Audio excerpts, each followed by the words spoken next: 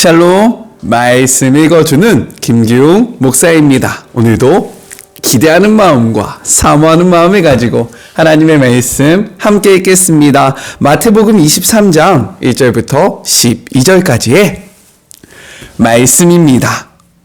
이제 예수께서 제자들과 그 곁에 함께 모인 무리를 보시며 말씀하셨다. 종교학자와 바리새인들은 하나님의 율법에 관해서라면 유능한 교사들이다. 모세에 관한 그들의 가르침을 따른다면 너희는 잘못될 일이 없을 것이다. 그러나 그들을 따르는 것은 조심하여라. 그들이 말은 잘하지만 그 말대로 살지는 않는다. 그들은 그것을 마음에 새겨 행동으로 옮기지 않는다. 모두 겉만 번지르르한 가식이다. 그들은 하나님의 율법을 하나님의 잔치상에서 먹고 마시는 양식과 음료로 제시하지 않고 규칙 다발로 묶어서는 마치 말이나 소에게 하듯 너희에게 잔뜩 짐을 지운다. 그들은 너희가 그 짐을 지고 비틀거리는 모습을 보면서 즐거워하는 것 같고 손가락 하나라도 까딱하여 도와줄 생각은 하지 않는다. 그들의 삶은 끝없는 패션쇼다. 오늘은 수놓은 기도 쇼를 두르고 내일은 현란한 기도를 올린다. 그들은 교회 식사 때 상석에 앉고 가장 중요한 자리를 차지하면서 사람들의 치켜 세우는 말에 우쭐하면서 명예의 학위를 받고 박사님, 목사님으로 불리기를 좋아한다. 너희는 사람들에게 그런 대접을 받지 않도록 하여라. 사람들이 너희를 우러러보지 말게 하여라.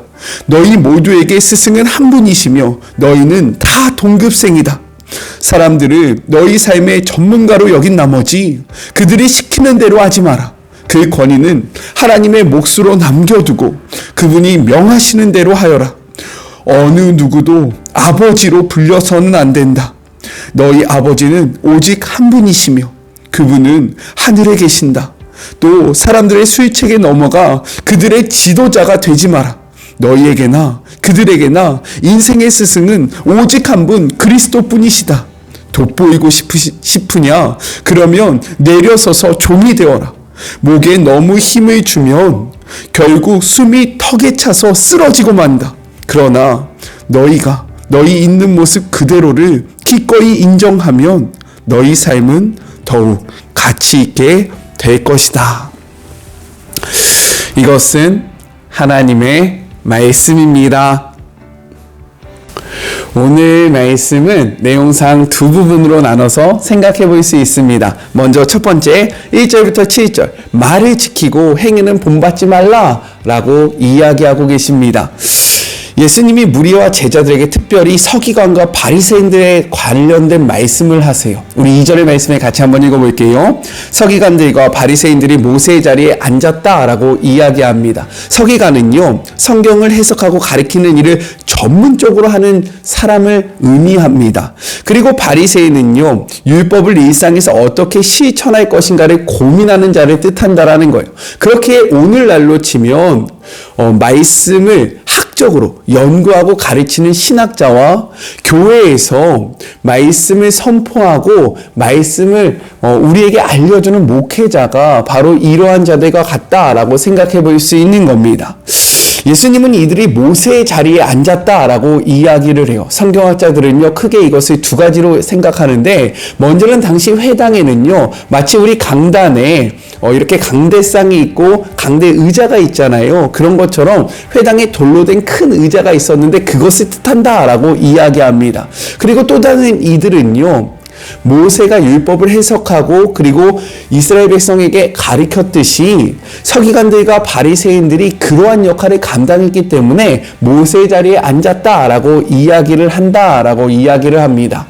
이 두 가지 모두가 해석되는 그러한 표현이라고 생각되어져요. 그런데 그 다음에 이어지는 예수님의 말씀이 너무나도 충격적이라는 거죠. 우리 3절의 말씀을 같이 한번 읽어볼게요. 그러므로 무엇이든지 그들이 말하는 바를 행하고 지키되 그들이 하는 행위는 본받지 말라. 그들은 말만 하고 행하지 아니하느니라 라고 이야기하십니다.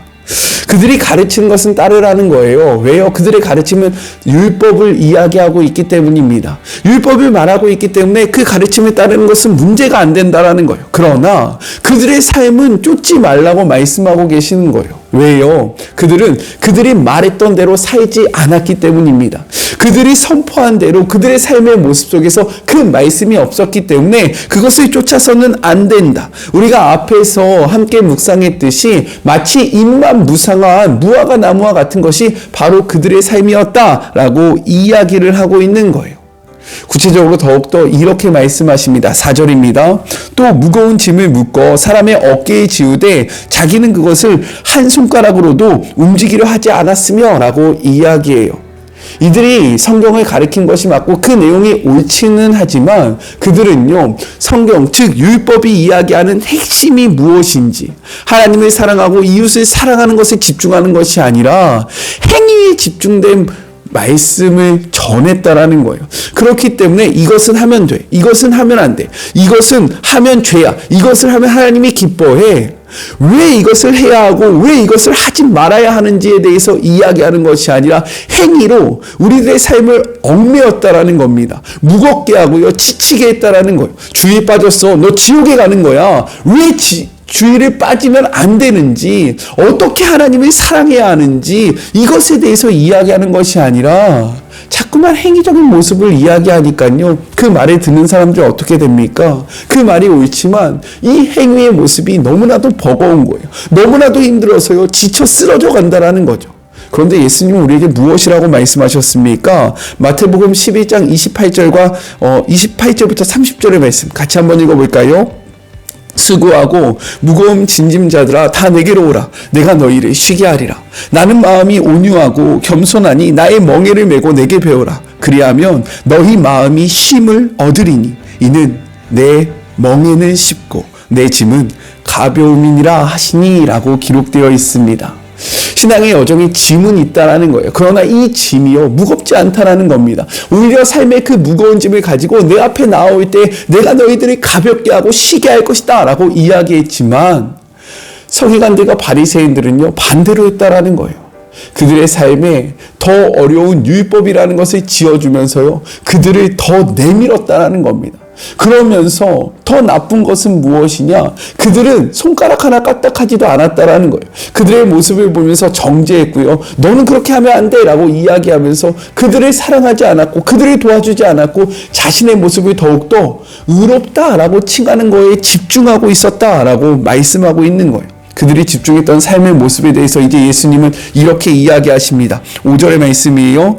그들의 모든 행위를 사람들에게 보이고자 하나니 곧 그 경문의 띠를 넓게 하며 옷수를 길게 하고 라고 기록하고 있습니다. 경문의 띠는요, 하나님의 말씀을 내 미간에 붙여 표로 삼으라는 신명기 6장 8절의 말씀에서 비록된 건데요. 말씀을 미간에 색이라는 것이 무엇입니까? 여기에 문신을 하라는 거예요. 그 참 뜻은 무엇이었냐면, 어느 곳에 있었는지 하나님의 말씀을 기억하면서 그 말씀을 바라보면서 살아가라는 의미가 담겨 있는 겁니다.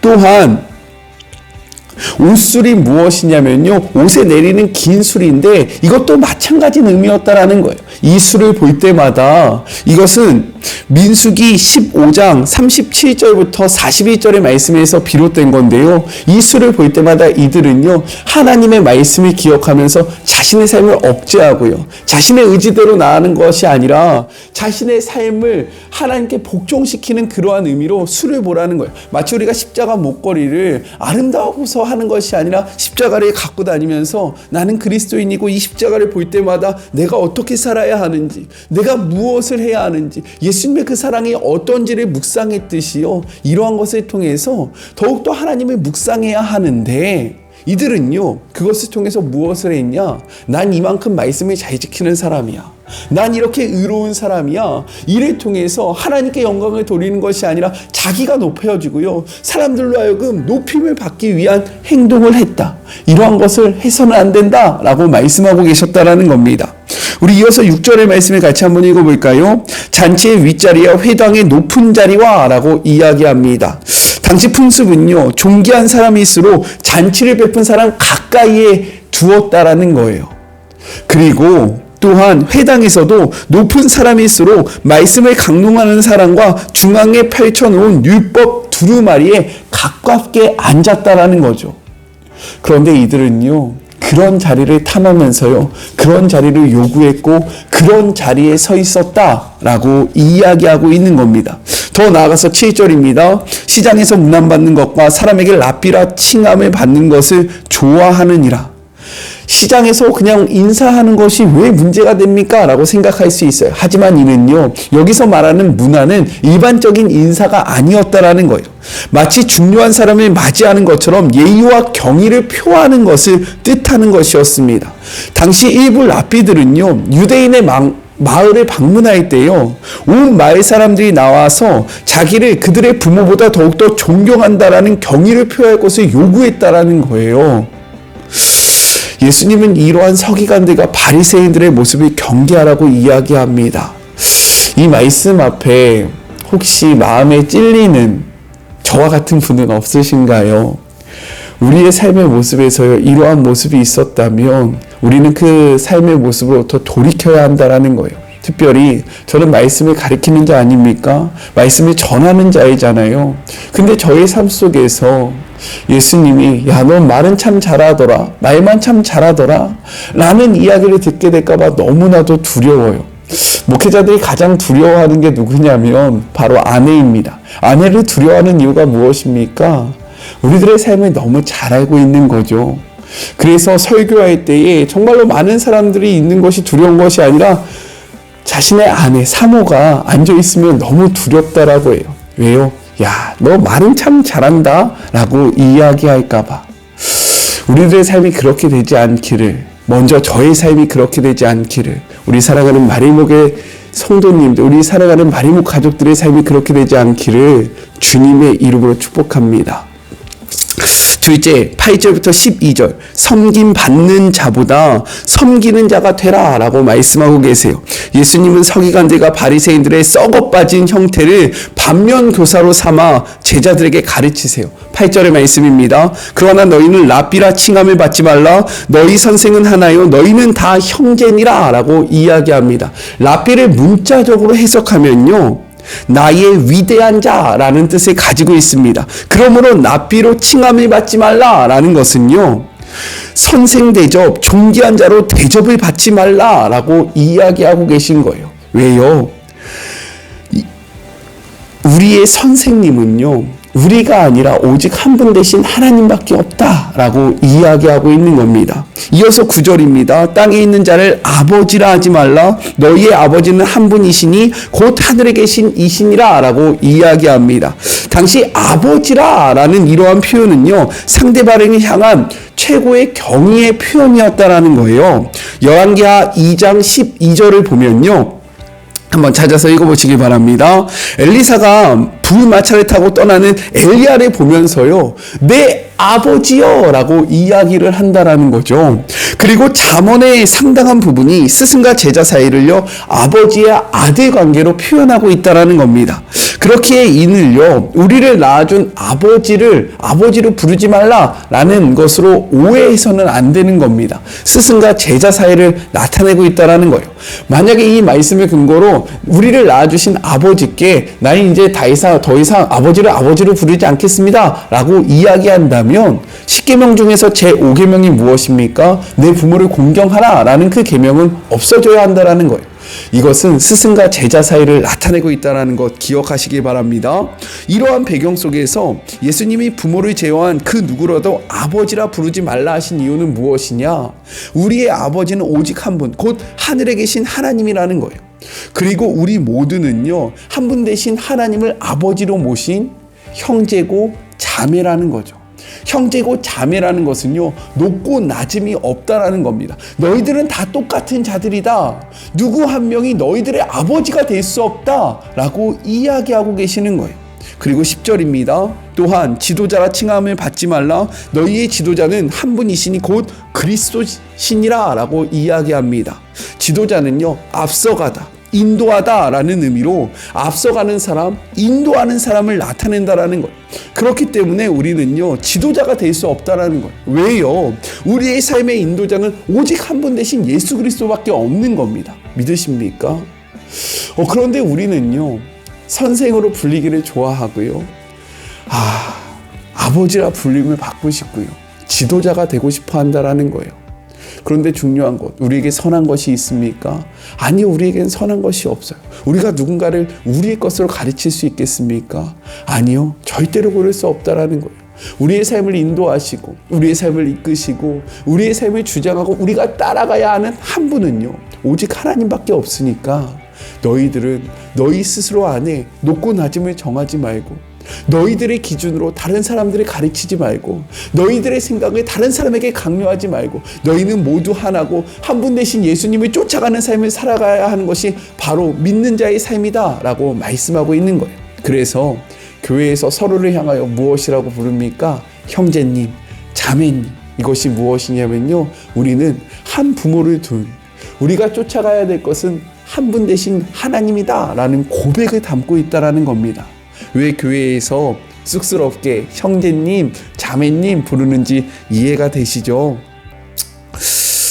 이러한 말씀을 마치시고 예수님은 이렇게 이야기하세요. 11절의 말씀입니다. 너희 중에 큰 자는 너희를 섬기는 자가 되어야 할 것이다. 왜 큰 자가 섬기는 자가 되어야 할 것인가? 그것은 바로 우리의 지도자 되시고 우리의 아버지 되시고 그리고 우리의 선생 되신 예수님이요, 섬기는 자로 오셨기 때문인 겁니다. 우리가 닮아야 하는 그 롤모델이 섬기는 자이기 때문에 그 롤모델을 쫓아 섬기는 자가요, 하나님 나라에서 가장 큰 자가 된다라는 거예요. 우리 말씀을 통해서 한번 확인해 볼게요. 마태복음 20장 28절의 말씀입니다. 인자가 온 것은 섬김을 받으려 함이 아니라 도리어 섬기려 하고 자기 목숨을 많은 사람의 대속물로 주려 함이라 라고 말씀하고 있어요. 너희들의 기준 대신, 우리들의 기준 대신 예수님이 이러한 삶을 살기 때문에 그 길을 쫓아가는 우리가요, 이렇게 살아갈 때에 예수님의 수제자가 될 수 있는 거고요, 예수님의 그 모습을 닮아가는 자가 될 수 있고요, 가장 큰 자가 될 수 있다라고 말씀하고 계신 거죠. 그런데 우리는 어떠합니까? 저부터 그렇지 않은 거죠. 낮은 곳보다 높은 곳이 좋은 거고요. 바리새인들처럼요, 우리를 드러내기를 좋아하고요, 많은 사람에게 친송받기를 좋아하고요, 마치 내가 무엇인가 된 것 마냥 다른 사람들이 인도하는 것을 너무 기뻐한다라는 거예요. 이 말씀을 준비할 때 참 많이 회개를 하게 되었고요, 참 많이 저의 삶을 돌아보게 되었습니다. 제가 가장 먼저 받아야 하는 그 말씀에 먼저 된 자이고요, 그러나 우리도 누군가에게 저와 같은 존재가 될 수 있기에 우리는요, 이 말씀을 기억하며 살아가야 한다라는 거예요. 어떤 목사님이 이러한 말씀을 하시더라고요. 우리는 목자가 아닙니다. 왜요? 목자는요, 한 분 대신 예수님밖에 없다라는 거죠. 그러면 목회자는 누구냐? 큰 양이라는 거예요. 더 큰 양. 마치 첫째와 같은 역할. 다 똑같은 형제고 자매지만 동생들을 추려서 엄마, 부모님의 뜻대로 살게 하고 부모님의 뜻이 무엇인지를 가르쳐주게 하는 그러한 존재이지, 마치 우리가 목자인 것처럼, 우리가 스승인 것처럼, 우리가 선생인 것처럼 살아가서는 안 된다라고 이야기하셨던 그 목사님의 말씀을 다시금 기억하게 됩니다. 우리가 무엇인가 되려고 하지 말고 정말로 교회가 어떠한 담임 목사님의 한 분의 그러한 방향으로 나아가는 것이 아니라 담임 목사님이 선포하시는 그 하나님의 형상을 쫓아가기로 노력하고, 하나님께서 세우신 담임 목사님을 통해서 하나님의 뜻을 이루어가는, 즉 담임 목사가 머리가 되는 것이 아니라 하나님이 머리가 되는 그러한 아름다운 교회와 그러한 신앙의 모습을 지니기를 주님의 이름으로 축복합니다. 저부터 그렇게 살아가도록 노력할게요. 말만, 그냥 이 시간만 이렇게 이야기하는 것이 아니라 저의 삶의 모습 속에서 성경의 말씀이 있기를 함께 기도해 주시고요, 저도 우리 사랑하는 마릴목 가족들을 위해서 기도하도록 하겠습니다. 같이 기도할까요? 하나님 감사합니다. 이 말씀 앞에 저의 삶을 돌아봅니다.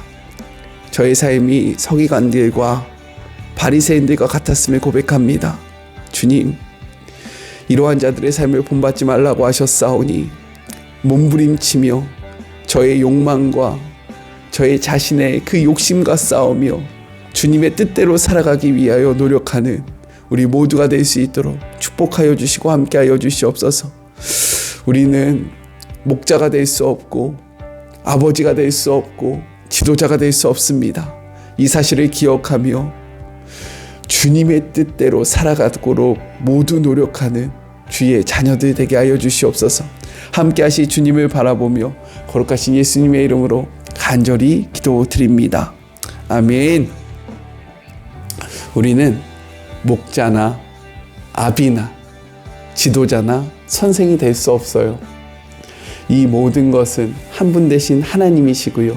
우리는 그분을 쫓아가는 한 형제고 한 자매라는 사실을 기억하시면서 이 말씀대로 살아가는, 그래서 예수님이 이야기하실 때 기웅이의 말뿐만 아니라 기웅이의 삶을 본받아라 라고 이야기할 정도로의 삶을 살아가는 저와 우리 사랑하는 마리모 가족들이 되었으면 좋겠습니다. 저는요 또 내일 만나도록 할게요. 사랑하고 주님의 이름으로 축복하면서 오늘 하루도 힘내세요. 우리 내일 만나요. 안녕. 오늘도 수고하셨습니다.